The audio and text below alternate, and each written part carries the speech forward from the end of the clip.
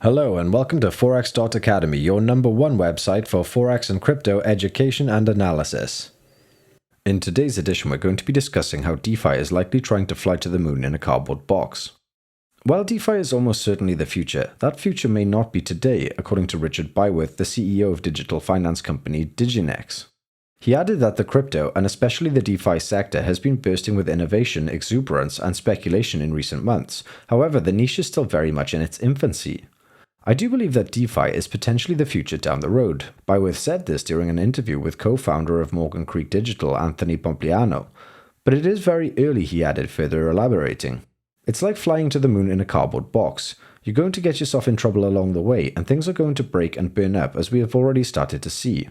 These dramatic attempts, trials, and failures are not making the industry look great with regards to the various mainstream entities peering into the cryptocurrency sphere and its emerging DeFi niche.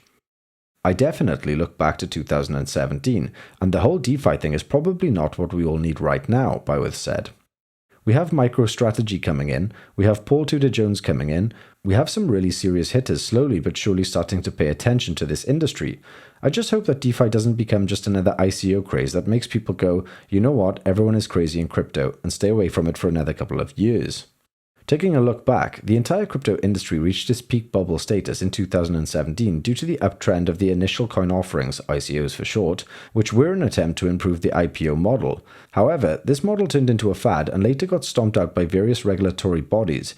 In recent weeks, DeFi's growth and optimism surrounding it have given off similar vibes, with many completely random assets spiking in price for no apparent reason.